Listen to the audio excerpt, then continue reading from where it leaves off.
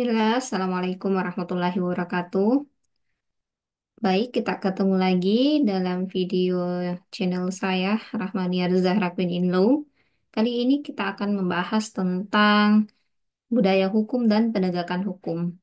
Ya, video ini saya persembahkan khusus untuk pengumpulan tugas final mata kuliah Sosiologi Hukum, Fakultas Hukum dan Ilmu Sosial Universitas Andaya Makassar yang dibimbing langsung oleh Ibu Andi Ismayana Wahid SHMA. Terima kasih banyak Ibu. Baik, kita akan bahas tentang budaya hukum dulu. Jadi, dikatakan jika dikatakan sebuah budaya, ya tentu teman-teman, rekan-rekan sekalian itu sudah sering mendengar kata budaya. Apa itu budaya? Jadi, budaya hukum itu sama halnya dengan budaya yang teman-teman pahami selama ini. Jadi, dia merupakan sebuah konsep yang mencakup nilai, kemudian norma, dan sikap masyarakat terhadap hukum itu sendiri. Jadi, berkaitan dengan teori dasar dari budaya hukum itu menurut Lawrence and Friedman, ya, mengatakan berdasarkan teorinya bahwa budaya hukum adalah salah satu dari tiga elemen penting dari sistem hukum. Di luar atau selain itu ada juga substansi hukum dan struktur hukum. Jadi budaya hukum ini merupakan cerminan dari bagaimana masyarakat ini memahami atau menghayati tentang hukum itu sendiri di masyarakat. Ya, seperti itu merupakan cerminan dari masyarakat atau bagaimana pemahaman masyarakat terhadap hukum yang ada di Indonesia khususnya. Kemudian, berkaitan dengan budaya hukum, kita perlu memahami pula komponen-komponen dari budaya hukum itu sendiri. Bagaimana komponen budaya hukum? Apa saja itu? Ya, yang pertama tentunya kita perlu adanya kesadaran hukum. Bagaimana masyarakat harus sadar dulu bahwa hukum itu ditempatkan pada posisi yang bagaimana. Hukum itu memiliki sesuatu yang mengatur tentang hak dan kewajiban hukumnya itu sendiri di masyarakat. Ya, kesadaran hukum yang tinggi tentunya akan memberikan atau berbanding lurus dengan tingkat kepatuhan masyarakat terhadap hukum.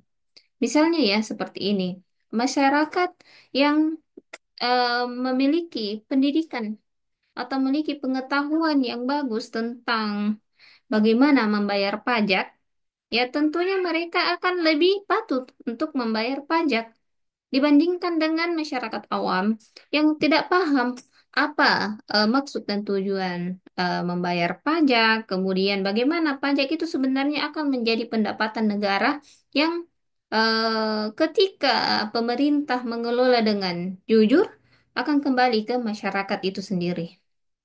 Seperti itu. Jadi perlu ada kesadaran hukum dalam menegakkan hukum atau bagaimana memahami tentang budaya hukum. Ya, kemudian selain kesadaran hukum, yang kedua itu perlu adanya kepercayaan atau trust terhadap hukum, terhadap sistem hukum. Ya, kepercayaan ini dibangun ya berdasarkan dari pengalaman masyarakat. Bagaimana mungkin masyarakat melihat bagaimana pemerintah atau penegak hukum ini melakukan amanahnya sesuai dengan yang bisa dipercayai oleh masyarakat, yang bisa adil, bisa akan meningkatkan konsistensi keadilan di masyarakat. Sebaliknya, ketika pemerintah atau penegak hukum ini banyak minusnya ya, atau melakukan korupsi dan sebagainya, tentu kepercayaan masyarakat terhadap sistem hukum itu akan menurun. Jadi, kepercayaan hukum ini tentunya juga berbanding lurus tentang bagaimana penegak hukum itu melaksanakan tugasnya dengan baik. Selain dari itu, komponen dari budaya hukum yang ketiga adalah bagaimana masyarakat itu berpartisipasi atau partisipasi masyarakat. Partisipasi aktif dalam komponen hukum tentunya akan mempermudah proses hukum itu sendiri. Ya, misalkan masyarakat melihat ada kasus atau tindak pidana, adanya kesadaran hukum untuk melaporkan tindak pidana tersebut. Nah, adanya atau mau bersedia untuk mengikuti persidangan. Kemudian juga masyarakat ini merasa bahwa sistem hukum yang ada di masyarakat itu juga merupakan sesuatu yang wajib atau perlu dipatuhi. Kemudian masyarakat merasa bahwa memiliki sistem hukum itu sendiri, sistem hukum mereka. Ya, itu tiga ya komponen dari sistem hukum. Jadi kesadaran hukum, kepercayaan terhadap sistem hukum, kemudian bagaimana partisipasi masyarakat. Selanjutnya berkaitan dengan budaya hukum, perlu kita memahami pula bagaimana faktor-faktor yang mempengaruhi tentang budaya hukum. Faktor apa saja yang mempengaruhi budaya hukum itu? Jadi antaranya yang pertama ya, pendidikan dan sosialisasi. Pendidikan formal dan informal memainkan peranan penting dalam membentuk budaya hukum.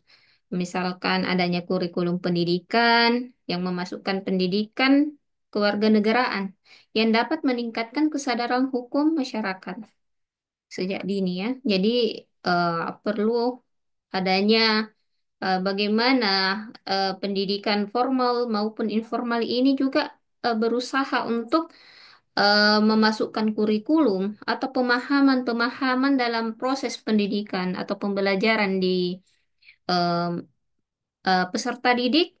Nah, contohnya ada pelajaran kewarganegaraan, sejarah, dan sebagainya yang akan meningkatkan pemahaman masyarakat, khususnya peserta didik sejak dini. Sehingga kesadaran atau terhadap budaya hukum, penerimaan terhadap budaya hukum itu lebih mudah dipahami sejak dini, khususnya di dalam hal pendidikan. Kemudian teman-teman, faktor lain yang mempengaruhi budaya hukum itu yang kedua adalah media dan teknologi. Jadi, ya, kita pahami bahwa adanya media sosial tentunya atau teknologi ini akan mempengaruhi opini publik, ya, opini masyarakat tentang hukum. Berita tentang kasus hukum yang dipublikasikan secara luas dapat mempengaruhi persepsi masyarakat. Persepsi bagaimana itu ketika beritanya bersifat positif, mendukung terhadap sistem hukum, tentunya akan membangun komponen kepercayaan tadi, ya, kepercayaan masyarakat terhadap sistem hukum. Kalau negatif, ya sebaliknya budaya hukum atau sistem hukum yang berlangsung di masyarakat atau berjalan atau hukum positif di Indonesia atau di masyarakat secara umum ya tentu juga akan mempengaruhi tingkat kepercayaan masyarakat.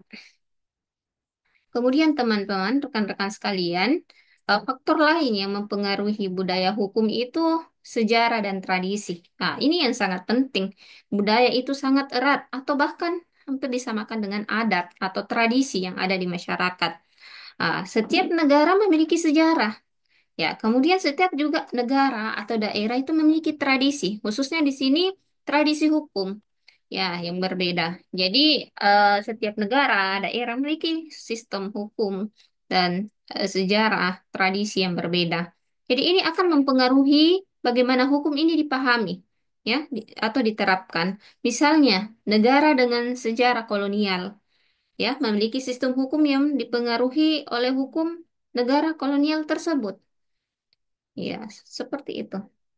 Jadi akan sangat berpengaruh sejarah dan tradisi yang ada di negara atau suatu daerah untuk budaya hukum itu.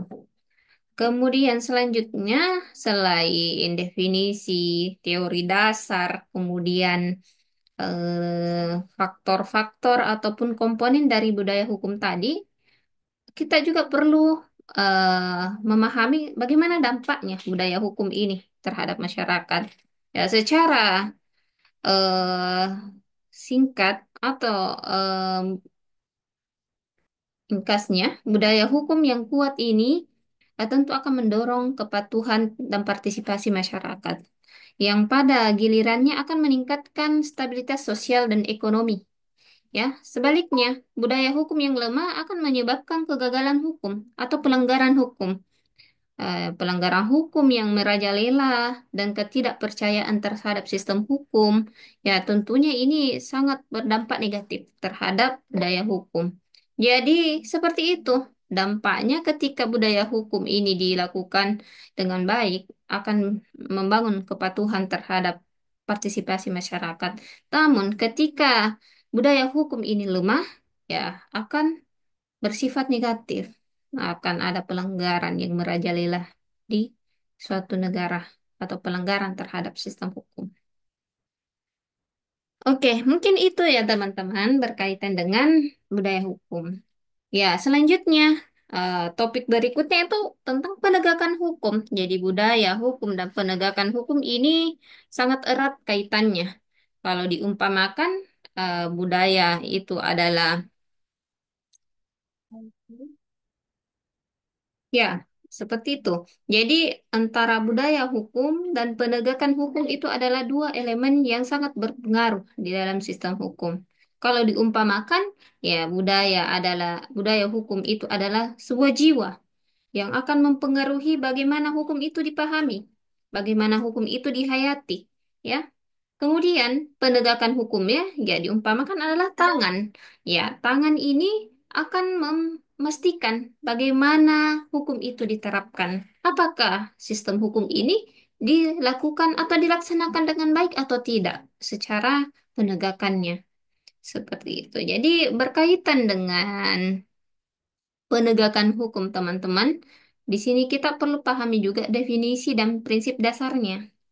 Jadi, penegakan hukum secara teori merupakan proses penerapan aturan hukum oleh lembaga yang berwenang. Jadi, aturan hukum ini memiliki prinsip dasar dari penegakan hukum yang meliputi kepastian hukum, keadilan, dan aksesibilitas, ya, aksesibilitas ini. Kemudian penegakan hukum yang efektif tentunya akan memastikan bahwa hukum itu atau pelanggaran hukum itu akan ditindak secara adil dan konsisten sehingga akan meminimalisir pelanggaran-pelanggaran terhadap sebuah sistem hukum. Kemudian teman-teman, kita perlu juga memahami berkaitan dengan komponennya. Komponen yang perlu ada di dalam penegakan hukum. Jadi yang pertama itu harus ada kepastian hukum dulu. Apa yang dimaksud dengan kepastian hukum, teman-teman? Rekan-rekan sekalian, jadi kepastian hukum itu adalah di mana hukum harus diterapkan secara konsisten tanpa memandang status sosial atau ekonomi. Jadi pelanggar terhadap pelanggar terhadap hukum atau kepastian hukum ini tentunya akan memberikan rasa aman bagi masyarakat bahwa mereka akan diperlakukan sama di hadapan hukum. Ya, jadi kepastian hukum ini akan memberikan hal yang konsisten terhadap bagaimana cara memandang status sosial dan ekonomi para pelanggar hukum. Berikutnya, komponen berikutnya itu efektivitas dan efisiensi. Jadi, penegakan hukum yang harusnya ini dilakukan secara efektif dan efisien. Untuk memastikan bahwa setiap pelanggaran yang ditangani dengan cepat dan tepat, ya tentunya ini akan membantu dalam proses penyelesaian sebuah perkara. Kemudian, rekan-rekan sekalian, ini termasuk bagaimana pengelolaan sumber daya yang baik, kemudian penggunaan teknologi untuk mempercepat proses hukum. Kemudian ada namanya aksesibilitas di dalam komponen ini. Jadi aksesibilitas ini bagaimana sistem hukum harus dapat diakses oleh semua lapisan masyarakat atau bisa bersifat umum atau publik. Ini berarti akan menyediakan bantuan hukum bagi yang membutuhkan, kemudian dapat memastikan bahwa proses hukum itu tidak berbelit-belit. Kemudian, untuk penegakan hukum itu terdapat tantangan dalam penegakan hukum. Jadi, tantangan-tantangannya diantaranya yang pertama ada biasanya terjadi proses atau kasus korupsi dan penyalahgunaan wewenang. Jadi korupsi di lembaga penegak hukum mengurangi kepercayaan dan menghambat penegakan hukum, rekan-rekan sekalian. Jadi eh, dengan begitu korupsi ini akan menjadi tantangan. Jadi kasus korupsi di Indonesia ini sudah sangat banyak, bahkan banyak yang viral-viral, banyak yang bersifat triliunan dan sebagainya. Ini akan sangat menurunkan kepercayaan masyarakat terhadap penegak hukum dan tentunya menjadi tantangan dalam penegakan hukum. Kemudian keterbatasan sumber daya. Nah, banyak negara menghadapi keterbatasan dalam hal ini, baik itu sumber daya manusia maupun secara finansial. Kemudian dapat menghambat juga efektivitas dari penegakan hukum, teman-teman. Kemudian birokrasi dan prosedur. Jadi birokrasi dan prosedur yang rumit. Jadi prosedur hukum yang berbelit-belit dapat menghalangi akses masyarakat terhadap keadilan. Jadi ada reformasi birokrasi, kemudian juga akan diperlukan banyaknya eh, bagaimana eh, prosedur ini akan mempercepat proses hukum dan meningkatkan efisiensi. Jadi jangan sampai ketika masyarakat mendapatkan sebuah perkara, mencoba untuk mendapatkan bantuan hukum dan sebagainya, tetapi prosedur yang ada ini sangat rumit dan berbelit-belit. Ya, tentunya masyarakat akan sulit untuk mempercayai bagaimana sistem hukum ini yang ada. Ya, kemudian inilah yang menjadi tantangan bagaimana hukum ini bisa ditegakkan di suatu negara, khususnya di Indonesia. Baik, ada beberapa yang perlu juga dipahami berkaitan dengan hukum dan penegakan hukum ini.